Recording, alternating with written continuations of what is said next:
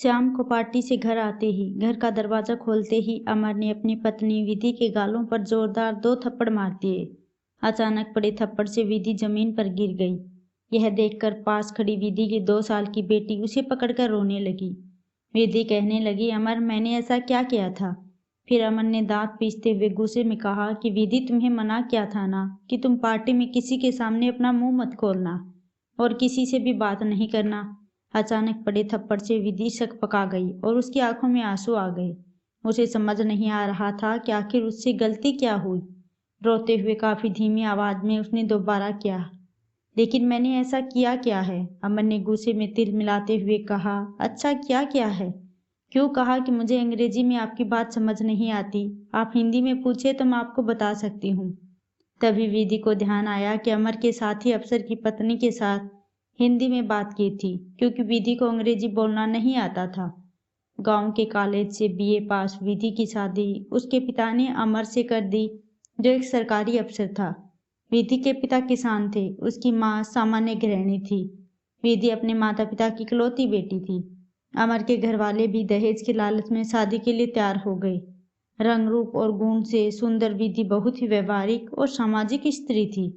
इसके विपरीत अमर व्यापारिक और अहंकारी व्यक्ति था। उसे अपने पद प्रतिष्ठा का इतना घमंड था कि उसके आगे वह किसी को कुछ नहीं समझता था।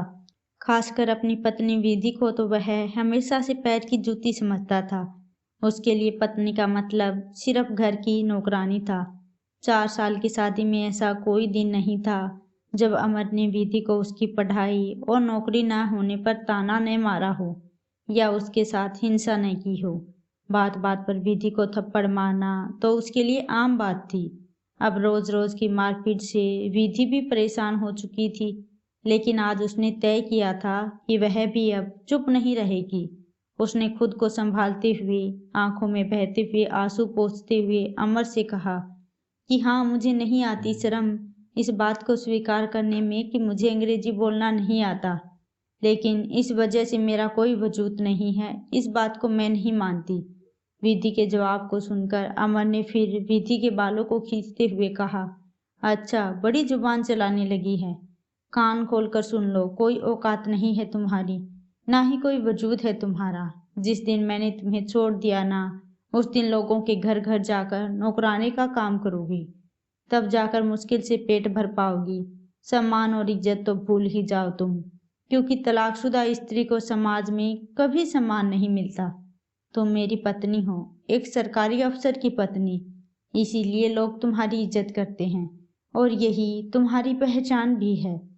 2 साल की बेटी को गोद में लेकर विधि ने कहा कि वह तो मैं पिछले 4 सालों से धोखे में थी कि तुम मुझसे प्यार करते हो और एक न एक दिन तुम मेरे प्यार को समझोगे और मैं तुम्हें अपने प्यार से बदल दूंगी। लेकिन मैं गलत थी। मुझे क्या पता था कि प्रतिस्पर्धा पति पत्नी में भी होती है। ठीक है अमर, मैं जा रही हूँ, हमेशा हमेशा के लिए तुम्हारी जिंदगी से। अपने स्टैंडर्ड की दूसरी पत्नी ले आना अपने लिए, तलाक के पेपर भेज दूंगी। विधि अपने गांव अपने माता पिता के पास चली गई। समाज के ताने बाने को सुनकर भी उसने कभी हार नहीं मानी और सामाजिक कार्यों में जुड़ गई और अपने दर्द को कलम की सहायता से डायरी के पन्नों में लिखने लगी। लेकिन कहते हैं कि सूर्य की तेज रोशनी को घने काले बादल भी कभी नहीं रोक सकते। इस प्रकार विधि की प्रतिभा कब तक समाज से छुपी रह सकती थी। विधि को भी प्रसिद्धि मिली। पूरे 15 साल के कड़े परिश्रम के बाद आज जब विधि और अमर का सामना हुआ तो पुरानी कड़वी बातें याद आ गई। फिर से पूरी सभा तालियों से गूंज रही थी, क्योंकि आज विधि की उपलब्धियों के सम्मान में उसे राष्ट्रपति से महिलाओं के सामाजिक सुधार एवं उनके लिए स्वरोजगार पैदा करने के साथ साथ घरेलू हिंसा की शिकार महिलाओं को न्याय दिलाने एवं उनकी शिक्षा के लिए जागृत करने के लिए पुरस्कार मिलना था।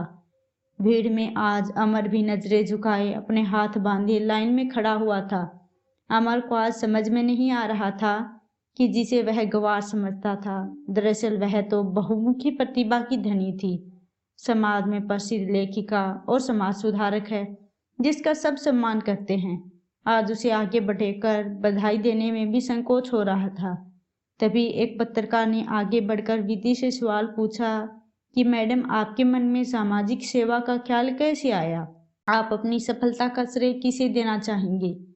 जैसा कि हम सब जानते हैं कि परिस्थितियों से बड़ा कोई गुरु नहीं होता। कठिन परिस्थितियां हमें मजबूत बनाती हैं। इसलिए मैं आज उस व्यक्ति का दिल से आभार करना चाहूंगी जिसने मुझे अपने जीवन और घर से मुक्त कर मेरे स्वाभिमान को जगाया। वह व्यक्ति मेरे जीवन के ऐसे गुरु हैं जिनके ख्वाबों ने मुझे नई दिशा में कुछ कर गुजरने का जुनून जगाया। बेशक माता पिता का आशीर्वाद और साथ मुझे मिला, इसीलिए मैं उनका आपके माध्यम से धन्यवाद करती हूँ और साथ ही सभी से कहना चाहूँगी कि हमारी सफलता में हमारी भाषा बाधक नहीं बन सकती। सफलता के लिए बस सच्ची लगन और जुनून की ज़रूरत होती है। थोड़ी देर के बाद मौका मिलते ही अमर विधि को केला देकर उसके सामने आकर खड़ा हो गया और कहा, विधि अपनी गुड़िया कैसी है? अब तो बड़ी हो गई होगी। विधि ने कहा कि मेरी बेटी बिल्कुल ठीक है। अमर बोला, ऐसा क्यों कह रही हो? वह मेरी भी बेटी है, मुझे माफ़ कर दो। मैं तुम्हारी अहमियत ही नहीं समझ पाया।